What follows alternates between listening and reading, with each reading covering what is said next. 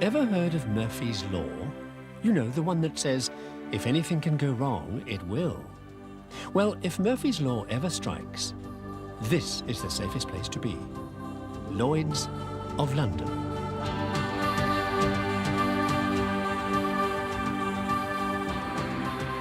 Because there is nothing you can't insure against at Lloyd's. All you have to do is pay the premium. And boy, have they insured against some really weird things around here over the years. Piracy, lying, death by gin, spacecraft parachute failure, dead horses, you name it.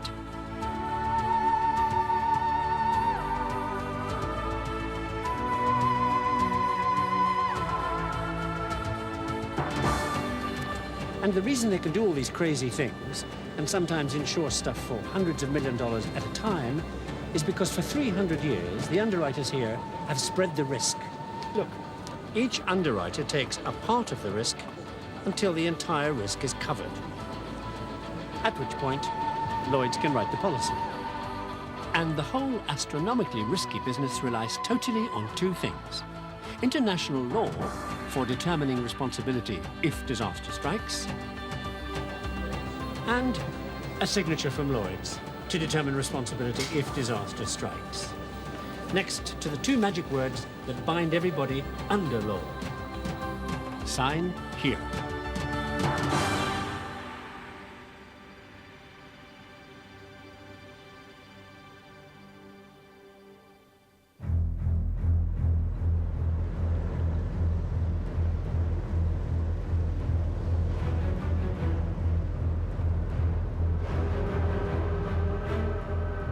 It is supremely ironic that international law all started with an act of skullduggery.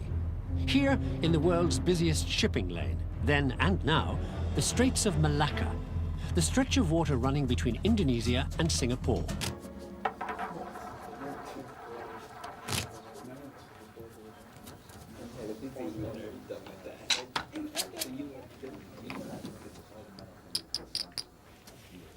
Law's only any good as long as everybody plays by the rules, which, back then, you wouldn't have bet on. 16. Too many. Which is why, a little later, a Frenchman called Blaise Pascal was to be found at the gaming tables, trying to work out the odds that would tell lawyers which way a jury would jump one way or the other. Well, to be fair, he was also trying to come up with a foolproof system for an aristocratic pal. And in case you're that way inclined, Pascal worked out that an even chance of getting a pair of sixes needed 24.555 rolls of the dice, if your nerve lasted that long. But Pascal's real trump card was this little trick. It's called the mathematical triangle, and you can do all sorts of amazing things with it. Here's just one. That's not a row, so this is row 1, row 2, row 3. 1 and 3's 4 and 3's 7 and 1's 8. The number of ways 3 coins can fall is 8. And most probably this way. Once 3 heads, 3 times out of 8 2 heads and a tail, 3 times out of 8 2 tails and a head, and once 3 tails. And you can build this triangle up as big as you like and handle really astronomically big numbers. What Pascal had invented here was probability math. Just as well, because he was about to get into deep doo-doo with the church about just that. Probability.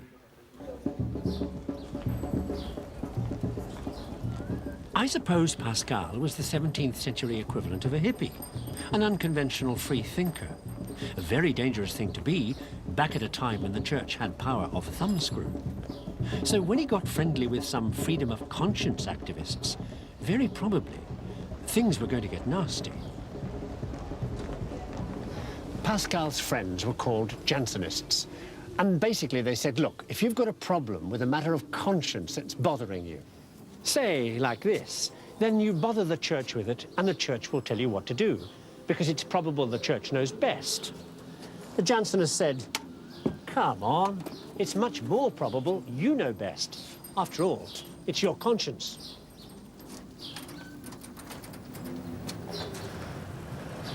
Well, All this went over with kings and popes like a lead balloon. If you could hop on your bike and escape to Holland, you might get away with it. But in France, for instance, the church went absolutely ape. Because if individuals didn't have to obey the church, who would they obey? So by 1700, most Jansenists were either under house arrest, in hiding, or dead. Because if the powers that be said, keep your mouth shut back then, you did. Mind you, some monks did anyway.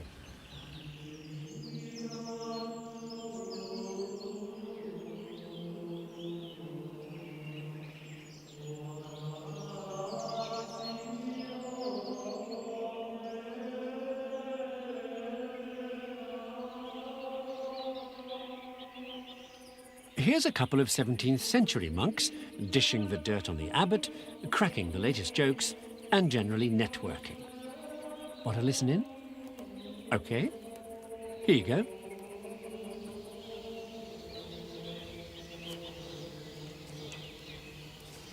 No, there's nothing wrong with your hearing. These guys belong to a silent order, and back then they're only allowed to talk with their hands. So not surprisingly, it's a monk who invents a sign language for deaf people to use to communicate. And then an out-of-work Jansenist priest opens a school to teach it. But by mid-19th century, there's a row about whether to teach deaf people to make signs or sounds. And you've already heard about that argument if you ever went to the movie My Fair Lady. Say your alphabet. I know my alphabet. Do you think I know nothing?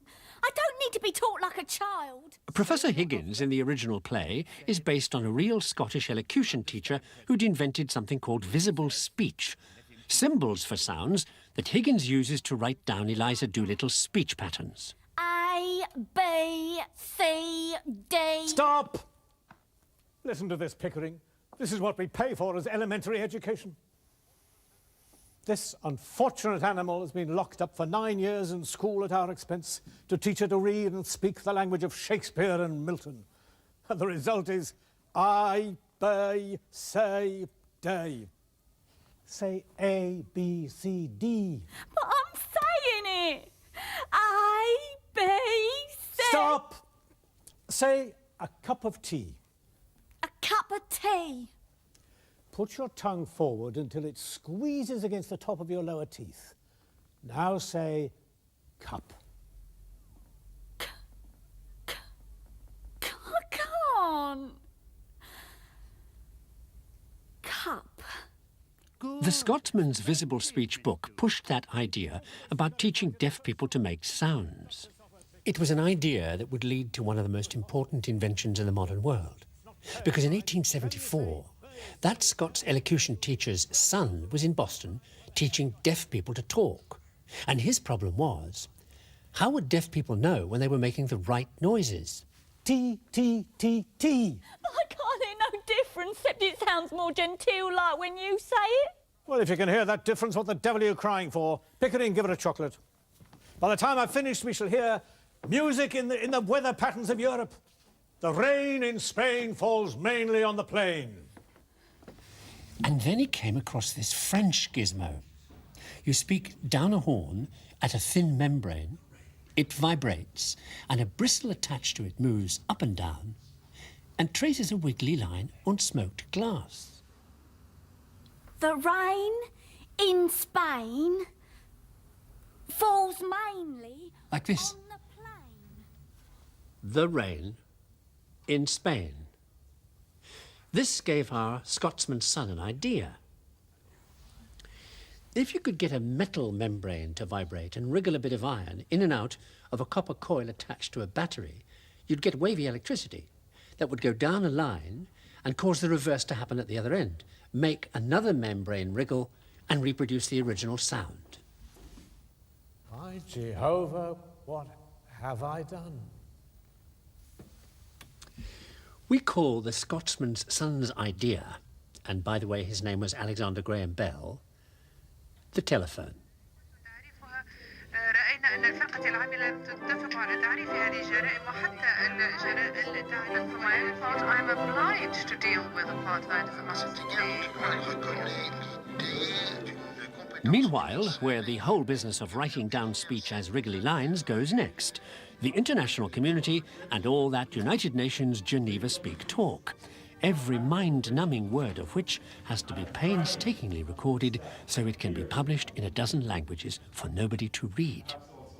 Record keeping was the problem facing international organizations when they started back in the late 19th century. A problem solved by visible speech. Well, this version of visible speech. Shorthand. The breaking up of speech sounds into symbols that can be written down as fast as anybody can talk. In other words, the use of the wiggly line and the invention of "take a letter, Miss Smith." Now, Isaac Pitman, who invented shorthand, was also a closet pacifist and very keen on promoting international understanding through the use of shorthand, because it fitted all languages at all international meetings, because it was phonetic. So it was common to all languages, spoken by all delegates. If there is a crime with respect to which any group in the world, any significant group of states, is opposed to that being a crime under German international law. Le statut est une sorte de compromis entre ces deux tendances. À cet égard, tout au moins, il reconnaît l'idée. The whole common language thing got taken up in a very big way by a failed Russian eye doctor who invented a whole new international language called Esperanto, on the basis that it would bring peace on earth and end all wars, and besides, save a ton of money on interpreters and translators sitting in booths like these, doing things like this. والدة في المعاهدة. Crime is already covered by a Esperanto nearly got made official here, when this place was the League of Nations, as a matter of fact. Nearly.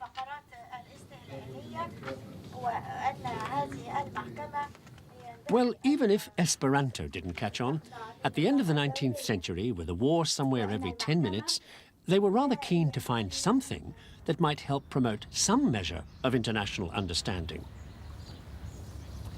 The problem was solved by Pitman, with a development on his phonetic spelling idea, because there is nothing in any language around the globe that you cannot say using the International Phonetic Alphabet. Well, within seconds of the alphabet coming out, every research student in sight was grabbing for the nearest grant proposal, one of which was for a cosy little piece of research that some German guy fiddled called A Phonetic Examination of the French Accent, made more properly scientific by some help from one of his physicist pals, a guy called Pringsheim.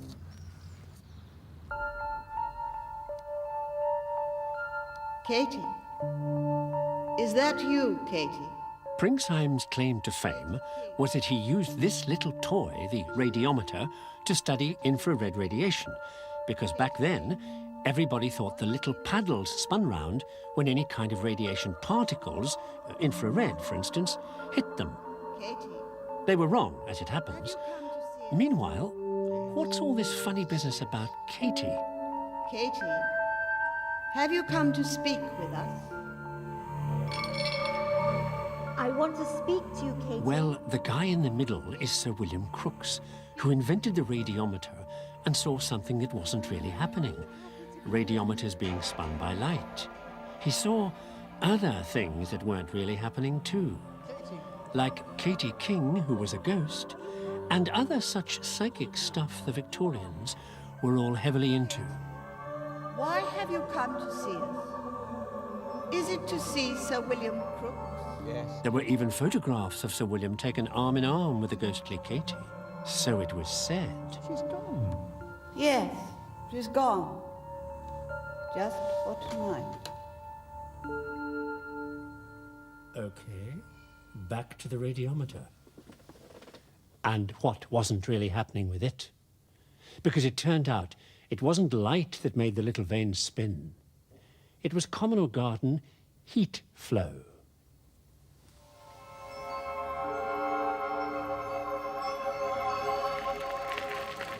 This humdrum fact was revealed by an English engineer who, wait for it, knew more about any flow than any body.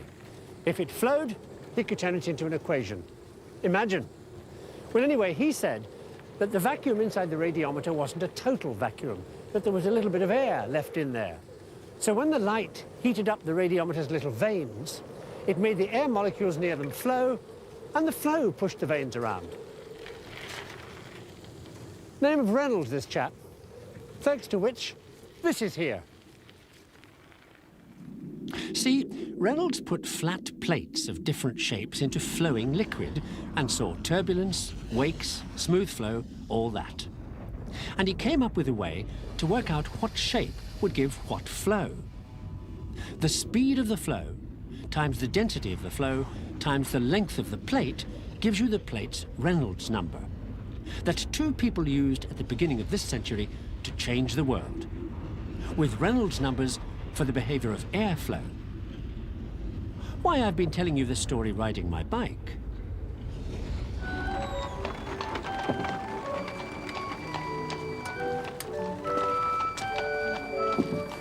Because bikes are what the Wright brothers sold and repaired. Before they made the world's first powered flight at Kill Devil Hills, North Carolina.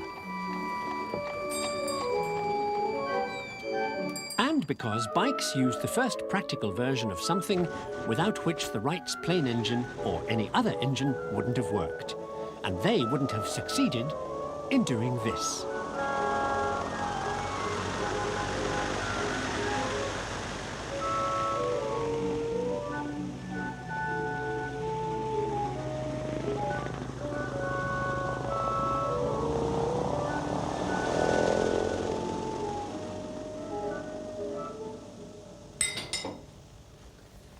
See, because that English engineer Reynolds knew about flow, remember? He also knew about friction. And because he knew about friction, he wrote the engineer's Bible on lubrication. Don't yawn. Without lubrication, almost nothing in the world would work. Lubrication, that is, of some little things that help the Wright brothers run their bikes and fly their plane. Ah.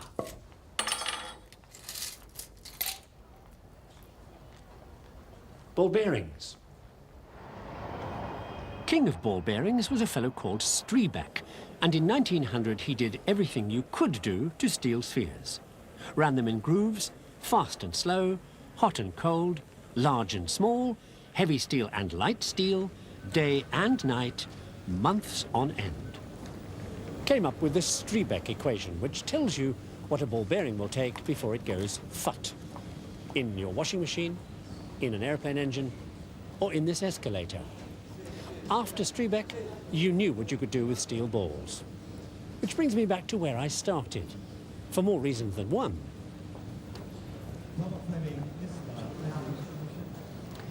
Because this is another one of those lovely circles through history. From insurance, remember, to gambling, sign language, wriggly lines, shorthand, aerodynamics, Wright brothers, ball bearings, and finally, back to Lloyd's. But not to the policy this time. To the pen you sign it with. Or rather, to the ball bearing on the end of the pen. Well, that's it. Time to sign off.